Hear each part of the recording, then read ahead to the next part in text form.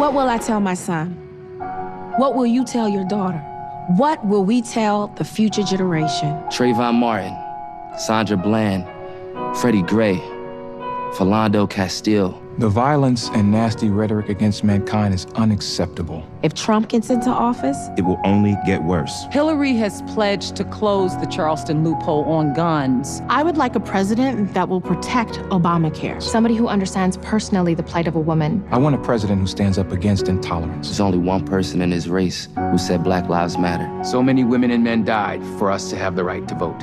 Every time we sit out, we dishonor their sacrifices. I'm Gabourey Sidibe, and I'm voting for Hillary Clinton. I'm Tasha Smith. I'm Jussie Smollett. I'm Trey Byers. Rashia Gray. Grace Byers. And I'm voting for Hillary Clinton. I'm voting for Hillary Clinton. I'm voting for Hillary Clinton. I'm Taraji P. Henson. I'm voting for Hillary. I'm Lee Daniels, and I'm voting for Hillary Clinton. Let's get right to our panel. We have here, of course, Gianna Caldwell, senior contributor at Red Alert Politics, Kristen Clark, the president and CEO of Large Committee for Civil Rights Under Law, Tiffany Lofton, former USSA president and campaign strategist. All right, folks. Couple of things. First, we'll start with that ad. That's a powerful ad. Hugely popular show. If you're the Trump-Pence campaign, you would love, Gianna, to have an ad like that featuring the cast of a popular show that targets African Americans. Sure. He doesn't have one, but he would love to have one. Sure. I'm sure he would love to have one, absolutely. But we got to keep in mind in this very unconventional election cycle, especially young black youth, according to the New York Times and their focus groups, they're not really moved by these celebrity endorsements. They're not really moved by all these independent folks that are coming out supporting Hillary Clinton. Actually, to correct you, that's not what the actual New York Times story said. No, but I can make the inference by it because they're more concerned with the fact that Hillary Clinton is a liar and she said some things about... Your inference is wrong. Okay, tell me why. The New York Times story you're speaking of, focus groups were conducted where millennials talked about the issue of in terms of not being moved by Hillary Clinton. Right. It did not say they're not being moved by celebrity endorsements. One of the...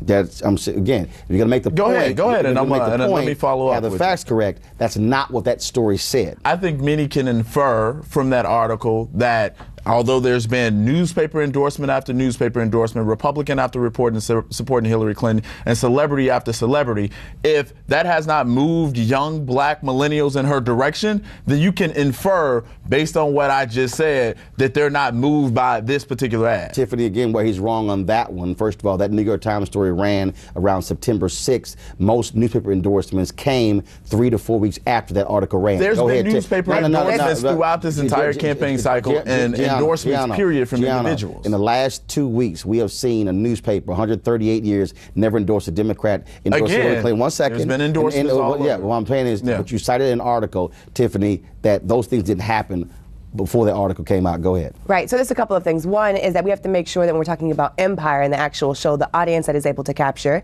that we are targeting an audience that the ad did not say endorsed for or paid for by Hillary Clinton, which I think is important for us to talk about what was her engagement and what the actual ad did and what it said. But to have a cast come out like that, especially in a time like this, after the African American History Museum opened up last Saturday, you also had Stevie Wonder and Patti LaBelle at a nonpartisan event shout Hillary Clinton on the microphone. I think it's really important for us to talk about how this election is shaping what the narrative is when we talk about black folks, when we talk about the elections, when we talk about candidates, and when we talk about nonpartisanship. There is a huge, whether or not it's we really love Hillary Clinton, there is definitely right now a conversation in the black community that's happening, both in media and in music, that says we for damn sure cannot elect Donald Trump as president. And Christian, when you, in that particular ad, when you hear one, I think it was Taraji who said, we cannot afford a Trump presidency, that's cutting right to the heart of, look, you might be uneasy, you may say, well, I'm not quite sure, here are the stakes if you don't vote. That's why it's IWillVote.com.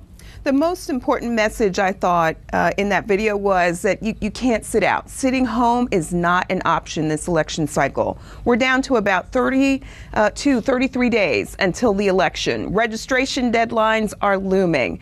Absentee and early voting is now underway. There are critical issues at stake for our nation this November. So it's not an option for people to stay home.